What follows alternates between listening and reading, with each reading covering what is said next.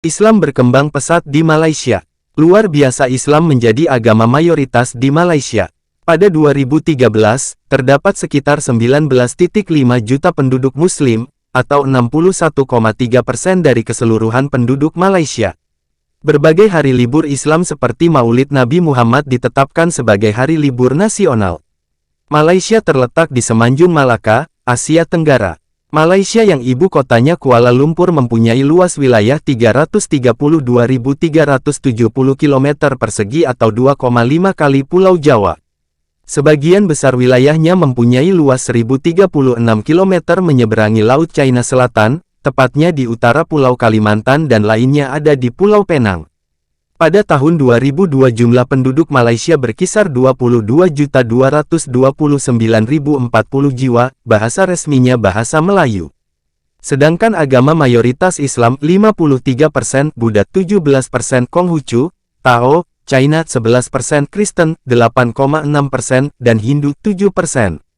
Malaysia terdiri dari dua bagian, Malaysia Barat dan Malaysia Timur.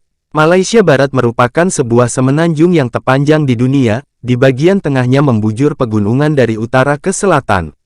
Pegunungan tersebut terdiri dari beberapa rangkaian sejajar.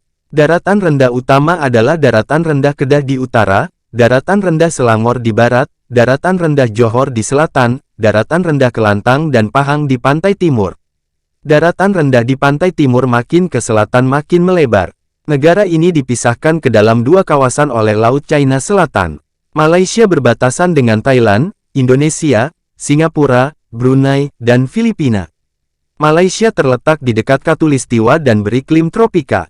Sebutan kepala negara Malaysia adalah Yang di-Pertuan Agung dan pemerintahannya dikepalai oleh seorang Perdana Menteri.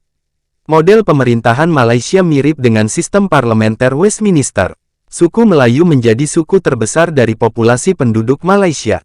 Terdapat pula komunitas Tionghoa Malaysia dan India Malaysia yang cukup besar. Bahasa Melayu dan agama Islam masing-masing menjadi bahasa dan agama resmi negara. Penduduknya sebagian besar 61% terdiri dari suku Melayu pribumi. Sedangkan masyarakat pendatang terdiri dari Muslim dan non-Muslim, yaitu Muslim dari Indonesia, Minangkabau, Jawa, Banjar, Bugis, Aceh, Mandailing, dan Muslim dari India, China, Pakistan, Persia dan Turki. Adapun non-Muslim berasal dari China dan India. Mayoritas penduduk Muslimnya menganut Sunni dan bermazhab Imam Syafi'i. Proses masuknya Islam di Malaysia. Sejarah masuknya Islam di Malaysia tidak terlepas dari peran kerajaan-kerajaan Melayu, jauh sebelum datangnya Inggris di kawasan tersebut. Sebab, kerajaan-kerajaan di Malaysia, dalam sejarahnya dikenal sebagai kerajaan Islam, dan oleh pedagang Gujarat, keberadaan kerajaan tersebut dimanfaatkan untuk mendakwahkan Islam ke Malaysia pada sekitar abad ke-9.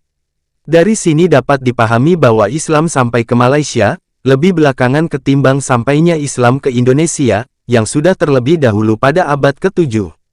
Berdasarkan keterangan ini pula, maka asal-usul masuknya Islam ke Malaysia, sebagaimana dikemukakan Asyumardi Azra, datang dari India, yakni Gujarat dan Malabar. Sejak sebelum Islam datang ke wilayah Asia Tenggara, Malaysia berada di jalur perdagangan dunia yang menghubungkan kawasan-kawasan Arab dan India dengan wilayah China, dan dijadikan tempat persinggahan, sekaligus pusat perdagangan yang amat penting. Maka tidak heran jika wilayah ini juga menjadi pusat bertemunya berbagai keyakinan dan agama crossroads of religion, yang berinteraksi secara kompleks. Asyumardi Azra menyatakan bahwa tempat asal datangnya Islam ke Asia Tenggara, termasuk di Malaysia, sedikitnya ada 3 teori. Pertama, teori yang menyatakan bahwa Islam datang langsung dari Arab Hadramaut. Yang kedua, Islam datang dari India, yakni Gujarat dan Malabar. Yang ketiga, Islam datang dari Bengali atau Bangladesh. Sedangkan mengenai pola penerimaan Islam di Nusantara termasuk di Malaysia, kita dapat merujuk pada pertanyaan Ahmad M. Sewang, bahwa penerimaan Islam pada beberapa tempat di Nusantara memperlihatkan dua pola yang berbeda.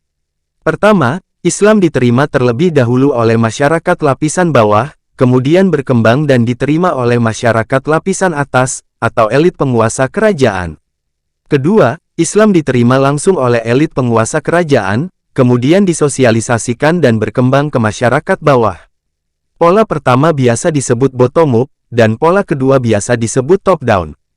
Pola ini menyebabkan Islam berkembang pesat sampai pada saat sekarang ini di Malaysia.